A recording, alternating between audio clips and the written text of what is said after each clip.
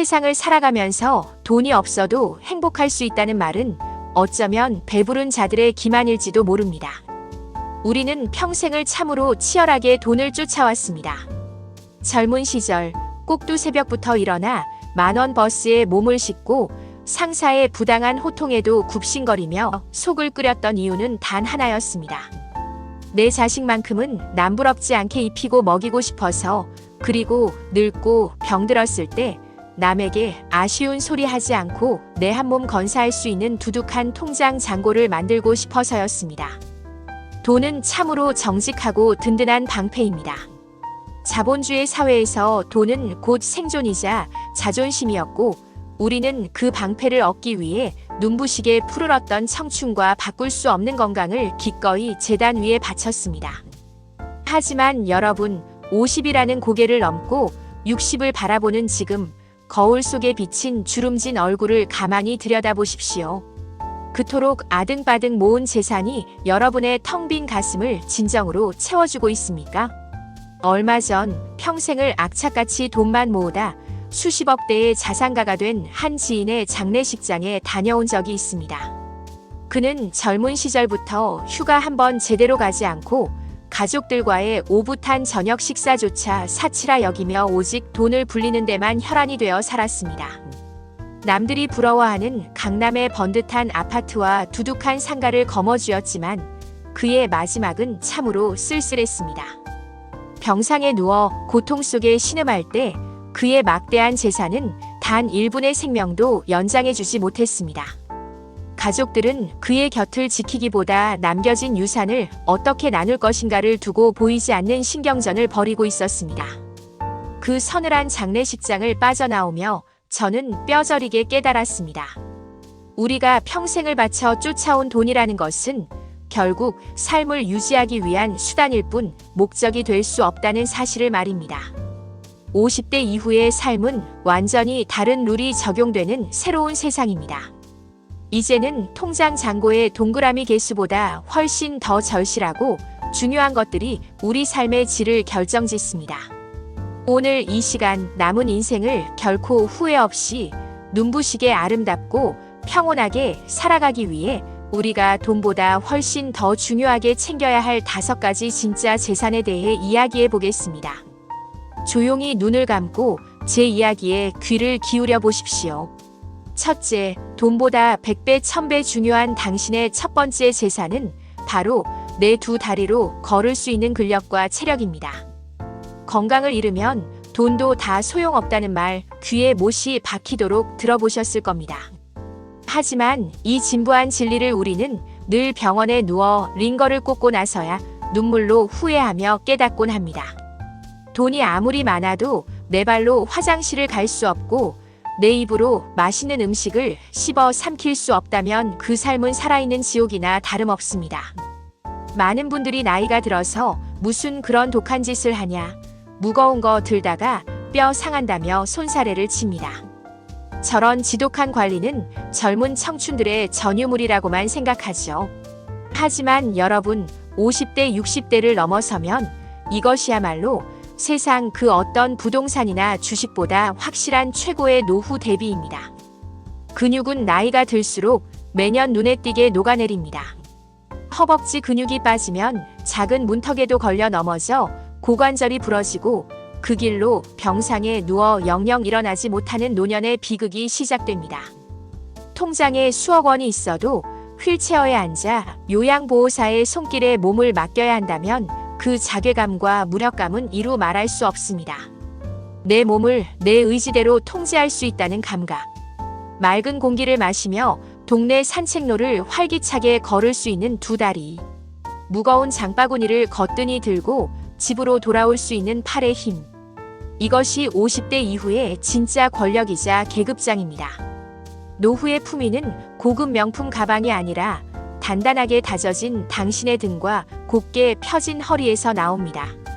지금 당장 돈을 버는 일보다 내 몸의 근육을 적금처럼 차곡차곡 쌓아 올리는 일에 당신의 땀과 시간을 투자하십시오. 둘째, 수억 원의 뭉칫돈보다 중요한 것은 타인과 비교하지 않는 단단한 내면의 평온입니다.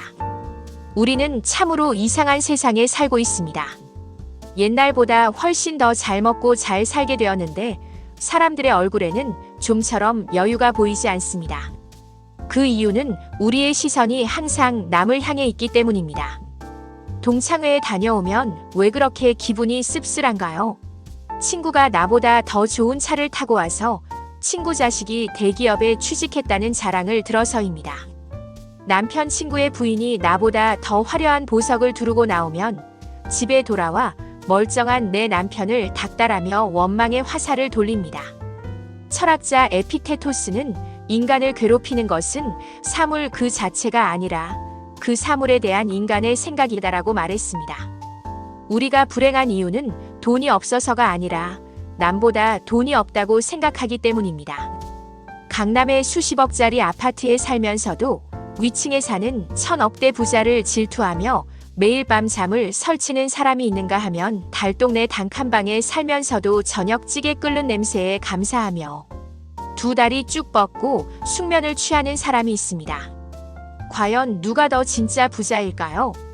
50대가 넘어서까지 남의 시선을 의식하고 타인의 잣대에 내 삶을 구겨 넣으려 한다면 그 사람은 영원히 쳇바퀴를 도는 노예의 삶에서 벗어날 수 없습니다. 다른 사람의 삶은 멀리서 보면 희극이지만 가까이서 보면 비극투성이입니다. 남들의 화려해 보이는 껍데기 뒤에는 남모를 눈물과 고통이 숨어있기 마련입니다. 이제는 밖으로 향하던 시선을 거두어 내 안으로 향하게 하십시오. 저 사람보다 내가 더 잘 살아야 하는데라는 지독한 강박을 내려놓고 나는 오늘 하루도 무탈하게 잘 살아냈구나라며 스스로를 안아주십시오. 남과 비교하는 마음을 내려놓는 그 순간 당신의 마음속에는 수백억의 돈으로도 살 수 없는 광활하고 고요한 평온의 바다가 펼쳐질 것입니다. 셋째, 일확천금보다 중요한 것은 삶을 지탱해주는 소박하지만 단단한 일상의 루틴입니다.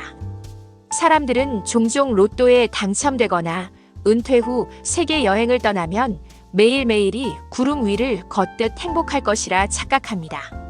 하지만 극적인 쾌락과 자극은 솜사탕과 같아서 입에 닿는 순간 달콤하지만 금세 녹아 없어지고 결국 더 강렬한 자극을 찾게 만드는 부작용만 남깁니다. 진정한 행복은 특별한 이벤트에 있는 것이 아니라 지루할 정도로 반복되는 소박한 일상 속에 숨어 있습니다.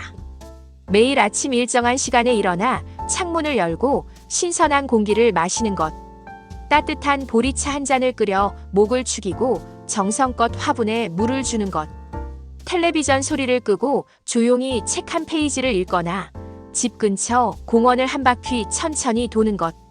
이런 작고 소소한 행동들이 일정한 규칙을 가지고 매일 반복될 때 우리의 마음은 깊은 안정감과 뿌리내림을 경험하게 됩니다. 이것을 일상의 루틴이라고 부릅니다. 은퇴 후 갑자기 주체할 수 없이 많은 시간이 주어졌을 때 우울증과 무기력에 빠지는 분들이 참 많습니다. 평생 나를 얽매던 직장의 규율이 사라지자 오히려 삶의 방향성을 잃어버리는 것입니다. 이때 돈은 아무런 구명조끼가 되어주지 못합니다. 오직 내 스스로 만들어 놓은 건강한 일상의 루틴만이 나를 구원할 수 있습니다. 하루하루를 정갈하게 가다듬으십시오. 누군가에게 보여주기 위해서가 아니라 오직 나 자신을 대접하는 마음으로 밥상을 차리고 방을 쓸고 닦으십시오. 화려한 외식이 주는 일시적인 기쁨보다 내 손으로 지은 따뜻한 밥 한 끼를 속 편하게 소화시키는 그 평범한 쾌감을 사랑하십시오. 이 단단한 루틴의 힘이야말로 늙고 외로운 시간의 파도 앞에서도 우리를 쓰러지지 않게 붙잡아주는 가장 강력한 영혼의 닻입니다. 넷째, 통장의 이자보다 더 부지런히 챙겨야 할 것은 과거를 향한 원망을 끊어내는 용서와 내려놓음입니다. 나이가 들면 마음속에 차곡차곡 쌓아둔 원망의 보따리들이 밤마다 유령처럼 살아나 우리를 괴롭힙니다. 그때 그 친구가 내 돈을 떼어먹지만 않았어도, 그때 남편이 내 속을 그렇게 썩이지 않았더라면, 혹은 그 시절 내가 자식에게 조금 더 따뜻하게 대했더라면 하며 끝없는 회한의 늪에 빠집니다. 하지만 여러분, 분노와 원망을 품고 사는 것은 마치 내가 독약을 마시면서 상대방이 죽기를 바라는 것과 같은 참으로 어리석은 짓입니다. 과거의 상처를 매일 곱씹으며 분노하는 동안 병드는 것은 남이 아니라 바로 나 자신의 몸과 영혼입니다. 부처님은 과거는 이미 지나갔고 미래는 아직 오지 않았다. 오직 현재의 순간에 충실하라고 하셨습니다. 나에게 상처 준 사람을 용서하라는 것은 그 사람의 죄를 덮어주라는 뜻이 아닙니다. 내 마음의 평화를 위해 더 이상 그 끔찍한 기억이 현재의 나를 지배하지 못하도록 그 사람을 내 마음속 감옥에서 풀어주라는 뜻입니다. 가장 중요한 것은 나 자신을 용서하는 일입니다. 치열하게 살아오느라 때로는 모질었고 때로는 비겁했으며 수많은 실수를 저질렀던 과거의 나를 이제는 따뜻하게 안아주십시오. 그때는 그럴 수밖에 없었다. 그 거친 세파 속에서 살아남으려 참 고생 많았다라고 다독여 주십시오. 과거의 족쇄를 과감히 끊어내고 마음의 짐을 가볍게 내려놓을 때 당신의 남은 인생은 깃털처럼 가볍고 자유로워질 것입니다. 마지막 5번째 제사는 우리 모두 빈손으로 왔다가 빈손으로 돌아간다는 사실을 잊지 않는 죽음에 대한 겸허한 수용입니다.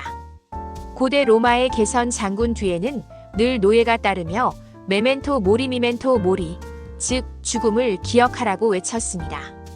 아무리 큰 전쟁에서 승리하고 엄청난 부와 권력을 거머쥐었어도 결국 당신도 죽을 수밖에 없는 한낱 인간임을 잊지 말라는 엄중한 경고였습니다. 우리는 영원히 살 것처럼 돈을 모으고 욕심을 부립니다. 하지만 죽음의 문턱 앞에서는 수백억의 현금도 번쩍이는 금송아지도 휴지 조각만도 못한 것이 됩니다. 수위에는 주머니가 없다는 옛말이 있지요. 우리가 이 세상을 떠날 때 가져갈 수 있는 것은 오직 하나, 내가 세상에 머무는 동안 얼마나 많이 사랑하고 베풀고 내 영혼을 성숙시켰는가 하는 무형의 가치뿐입니다. 돈을 남기려 애쓰지 말고 좋은 기억을 남기려 애쓰십시오. 자식들에게 통장의 숫자를 물려주기보다 어려움을 헤쳐나갈 수 있는 삶의 지혜와 따뜻한 웃음을 유산으로 물려주십시오. 주변 사람들에게 커피 한 잔, 밥 한 끼 베푸는 것을 아까워하지 마십시오.